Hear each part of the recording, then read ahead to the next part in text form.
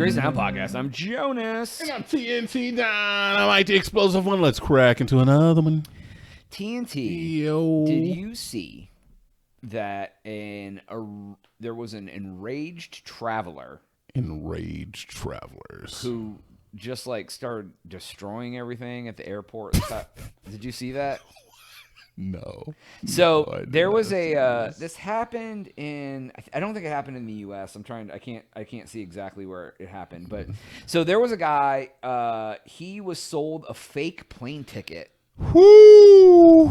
So he tried to like go and fly. He's like, oh man, here's my ticket. And they're like, sorry, sir, this isn't valid or whatever. Yeah. So, most people would be like, oh, like, what can we do about this or whatever.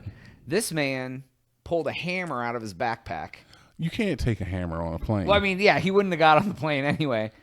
What And the he hell? just starts destroying everything at the counter. He's smashing the TVs. He's smashing the computer screens. Yeah. He's like running around like, and I'm like, I don't know if anything could make me that mad. Well, okay, so look. All right. Let's break it down for me. Let's break it down a little bit here. How do you buy a fake plane ticket? I mean, that's the first thing. Okay, so It ain't like we're going to see the Rolling Stones. So when I think about buying a fake plane ticket, I think of the type of individual that would buy a fake plane ticket, and honestly, hammer attack in the airport guy, they align pretty well. Yeah. Because I'm like, here's the thing, like, if you want to fly somewhere, like, I don't know anyone who looks at a secondary market for a plane ticket. Like, you're just gonna be like, let me go on Craigslist and see if somebody's offering a ticket from Austin to Cleveland. Yo, fam, can you imagine buying plane tickets from scalpers outside? He's just like, That's what happened. like, who flying to Chicago? Just like, you're out there. Well, you Got want you a 22A? You want 22A? I got 22A got right a here. real nice seat for you. Yeah, right next to the window, aisle seat. Yeah. Like, yeah, exactly. I mean, I feel like this is what I feel like somebody took advantage of a mentally ill person. obviously. He was like, hey, buddy, you want to go to Hawaii? I got a plane ticket for Hawaii. He was like, yeah. He was like, all right, give me your paycheck. He was like, okay. He was like, all right, sweet, dude. You get to go to Hawaii now. He was Make like, sure to oh, take sweet. your hammer with you. Yeah. No, he needed a hammer for something. Yeah. Something in his mentally unstable mind told him he needed that hammer when he got to Hawaii. He needed to build a house or something. Here's the thing, though. What? Like, I know that I have a very low temper. Like, I don't take out my anger on people. Accountability. I don't break probably- things. I would like to see you take your anger out on somebody. One day it's gonna happen. I It's feel not gonna like be I've pretty. known you for so many years, and I've never just seen you like, yell at a motherfucker. No. Like, you've definitely seen the fire in my eyes before. Right. And like so I can't even think of a circumstance that would come up that would make me do that, let alone in a public place. Like if I'm like at the convenience store and they're like, sorry, sir, your card declined, and start like throwing chip end caps over and like screaming at him and like, if I can't buy these chips, no one's gonna buy these chips, and just like start opening the back. Like, bro, like, why? Just leave. Like I said, man. Go to another store. Yeah, there's been a quote floating around lately that I really love, and that's when somebody tells you who they are, believe them. I'm a big fan of that. When what? When somebody shows you who they are, believe them. Oh yeah, man. So this guy was given insane, and I feel like he was probably insane. He needed his and meds. that goes with a lot of stuff, man. Because it's like, someone, whether it's a friend, a partner, whatever, and like you've maybe known for a while, maybe a couple years, maybe a couple months, like whatever, and then like you see them like just go insane about something, like they covering that up most of the time. Like if it comes out, especially over something kind of small, like that's who they are. Long enough spectrum, man. You know, Well, the that's truth like shall when people come are to light. drunk and they're like, "Oh man, sorry, I was drunk. I didn't mean to."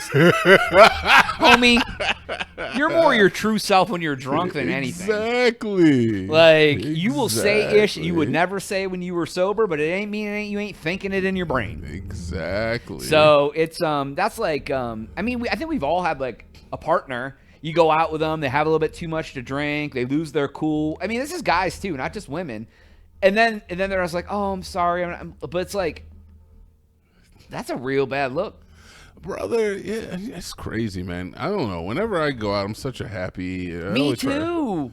You know, actually, I don't even remember what the hell we were talking about at the beginning of this episode. I was looking up into energy vampires. Oh yeah, I know a lot of them. You familiar with this? Absolutely. So there's two levels. It's the second time you've mentioned this today. Is it? Yeah, you talk. I mean, maybe in jest between episodes, but okay, maybe psychologically it's in my head. So there's two different ways you can go with this whole energy vampire. There is like a mythical satanic way where you can like put tendrils into your fingers and like suck the life out of like living beings. Oh God, okay, yeah. Like put your hand on a tree after you ask for its permission and you suck the. What movie did we see where they were sucking the soul out of them and they were dying? Pet Cemetery? No, it was something. There was like a woman character. Beetlejuice 2. Anyways, she's essentially an energy vampire. Yeah, but there's the other type of energy vampire. It's the emotional energy vampire. That's the one I'm talking about. And honestly, after like delving into it a little bit, I was like, holy shit, am I an energy vampire? But then okay, so now this is where the craziness comes in. I was watching both types of videos on the energy vampirism because I was like, dude, if I could suck energy from people, I'll totally like fuck people. I don't care. But the spiritual side of the energy vampirism is all about giving and taking. So it's about giving to the person as much as you take from them. And then the psychological is also about giving and taking. And I was like, generally when I'm out with a bunch of people, yes, I can be energy vampire because I will personally pick at people just to suit my own whimsical desires. And I will try to like manipulate situations just so I can get a fucking chuckle to myself while I watch other people's devolve into like whatever like savages they are. Yeah, you love saying stuff to couples about being married or something because you fucking do. It's my favorite thing to do. It's my favorite. I tell women all the time. They'll be like, oh man, I have a headache. I'm like, oh God, man, you might want to get a pregnancy test. Bro, that is like it fuels me. It's just like it causes them discomfort. But on the same note, when I'm out with people, I compliment, I enthusiastically ask questions. I'm effusive. So I give back to people. And that's why a lot of people like having me around. At least I get that feeling from people, even though I can't stand to be in contact with human beings for longer than like 3 hours at a time. But well, see, I think of energy vampires differently, both of those. What I think of an energy vampire is the person that like they're the person who just like trauma dumps on you constantly and then brings you down. They're the people that call you about. You're like you're at home, you're cleaning the house, like you're like, oh, I have a missed call from so and so. You call them up, you're like, hey, what's up? And they're like, oh my God, my mom is da da da. Oh my God, can you believe that XYZ? Oh my God, and then all of a sudden your whole day, you're in such a good mood. All of a sudden you're just like. They're literally sucking the energy from you and they're venting. So they're releasing that. It almost is a culmination of the two, like, but just we all have a friend that does the only time they ever call us is just when like to complain. Just to complain and like whatever. I'm like, bro, I ain't got time for that. Yeah. Like you're sucking my good vibes out the. But you feel like you want to help the person. Well, yeah, but they don't want help. They become. Here's the thing: if any of my homies, any of my friends, whatever, called me up and needed to talk, I would listen. But if it started happening 3 times a week, numerous times a day, like I'm not just gonna be your venter. Like fair. I will listen. Like everyone has a moment where they need like I need some help. I need to talk. Great, I'm here for you, homie. Talk to me.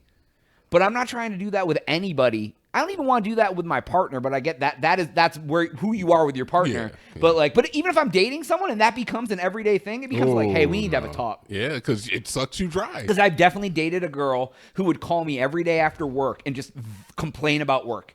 And I had to be like, hey, I love hearing about work, but I haven't talked to you all day. I'm looking forward to talking to you. And you call and literally yell on the phone for 15 minutes about work every day.